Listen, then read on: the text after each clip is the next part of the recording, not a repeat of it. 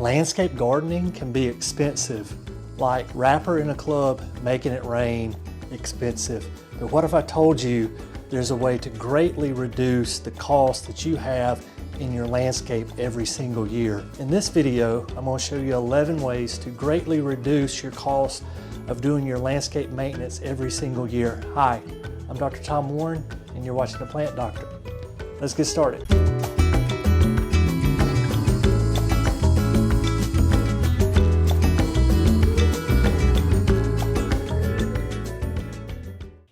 The first tip that I can give you, learn how to propagate plants. You can save thousands of dollars if you learn how to propagate. For example, if I were to buy this camellia at the retail garden center at this size, it's going to cost well over $100. But if I can learn how to take a cutting off of this and root it, all of a sudden I have a free plant that I can put anywhere in my yard. If you want to save lots of money on your landscape, learn how to grow plants from seed. We recently did a video on how to grow plants from seed, starting them indoors, letting them root out, and then planting them out in the yard. Now I know behind me does not look like much right now. This is the middle of winter. However, this spring, there's literally thousands of flowers that will come up here. They're all perennial plants, black-eyed Susans, echinaceas, sedums, etc. All of those plants that come up in the springtime, I started from seed or either propagated from a cutting. I maybe spent $30 to $40 on a parent plant, took cuttings off of that or collected seed off of that, and then created the garden that you see here. If we're going to be growing cuttings and seedlings to put out into the landscape, you're going to need some pots. The pots that you get from the retail garden centers when you buy plants, hold on to those and recycle those. You can save a lot of money by reusing these. I have 3-gallon pots. I have 1-gallon pots. I have 6-pack trays for starting cuttings. Anything that I need here for starting plants, I keep this in a secluded area in the yard. It's back behind a storage building. So if you have an area that's hidden from view, if you have a space in your garage or attic where you can stick a handful of pots like I have here, in the long run, it's going to save you a lot of money. Always have plenty of 5-gallon buckets, terracotta pots, some sort of large container for covering up plants that are marginal in your growing zone. For example, I'm in zone 8A here. I have some tetraploid daylilies that are marginal for my growing area. Last week I got down to 8 degrees and some of these got burned on the tips. They're already wanting to come out. But what you can do to protect them is take a terracotta pot, put it over the top. For your larger plants, you can use a 5-gallon bucket. Now what this is going to do is keep those hard north winds off of your plant. It's going to protect that young tender vegetation. Also, if the sun's out, we're capturing solar radiation inside of this bucket, and inside of the bucket will be a few degrees warmer than the ambient air temperature around the bucket.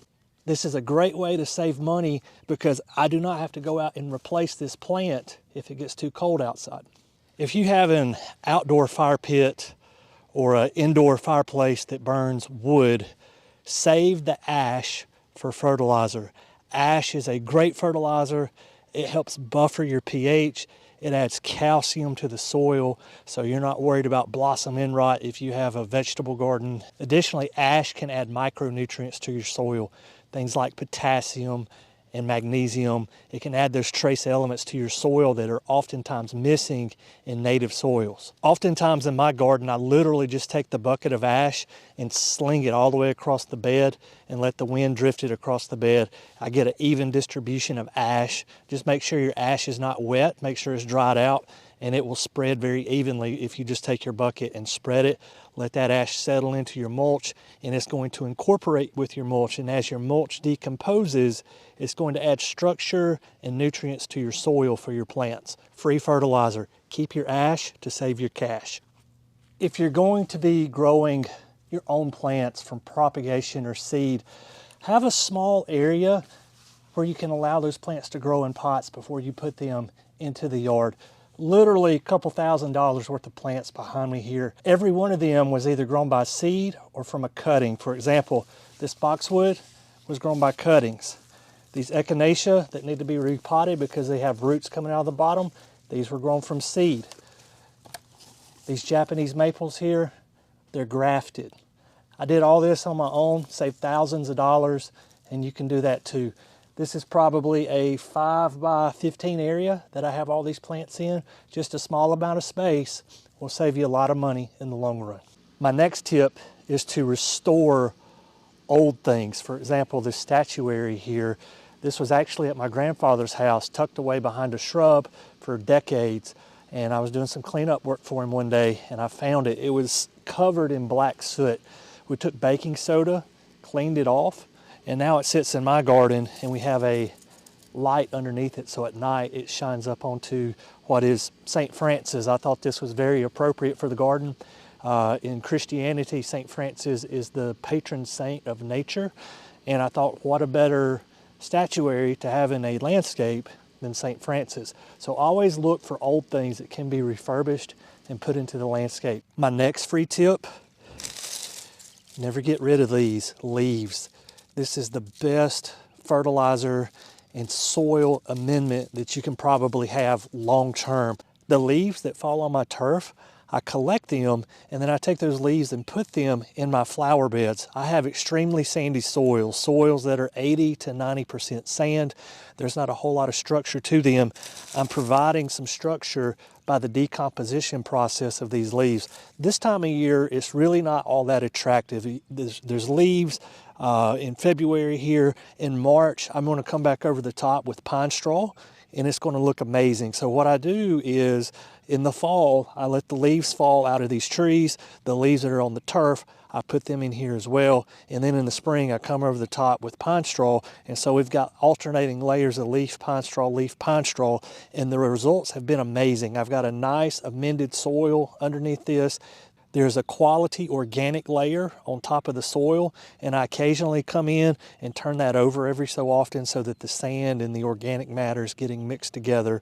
And the improvements I've seen in these plants back here are amazing. Leaves are free fertilizer.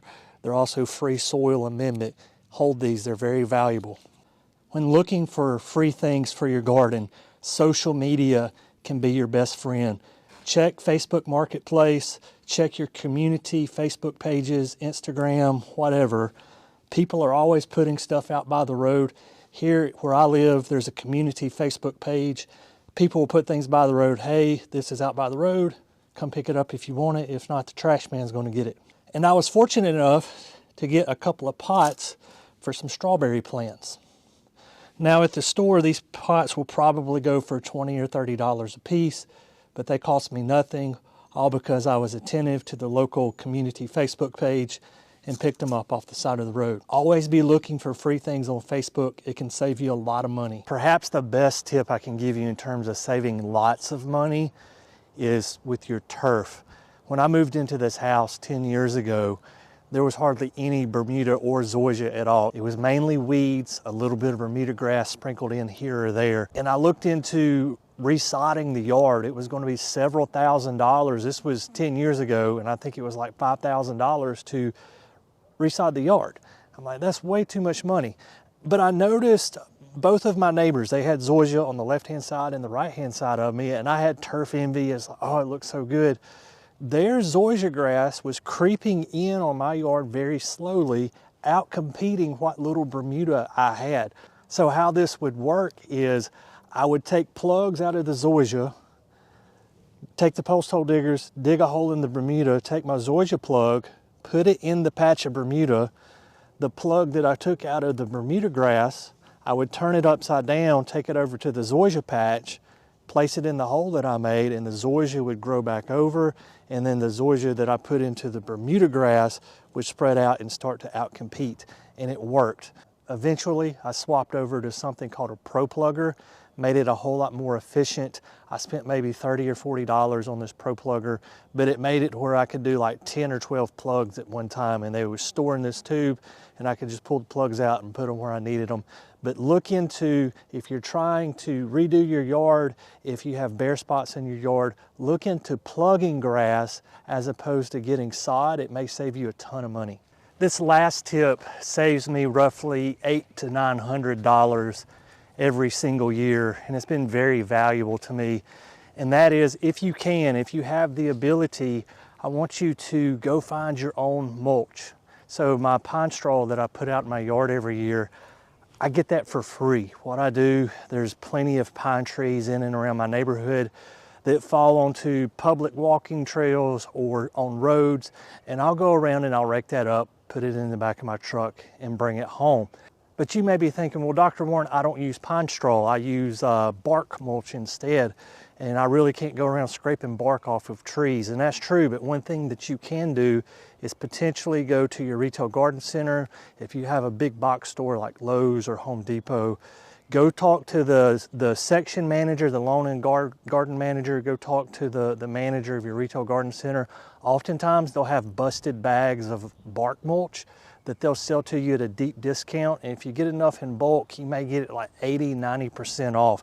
There's always ways to save some money on your ground covers with your pine straw and your mulch. I hope you found this video useful and it saves you tons of money going into this spring and summer with your garden and your landscape. If you have a tip or a trick that I did not go over that you use in your yard, please leave those down in the comments below.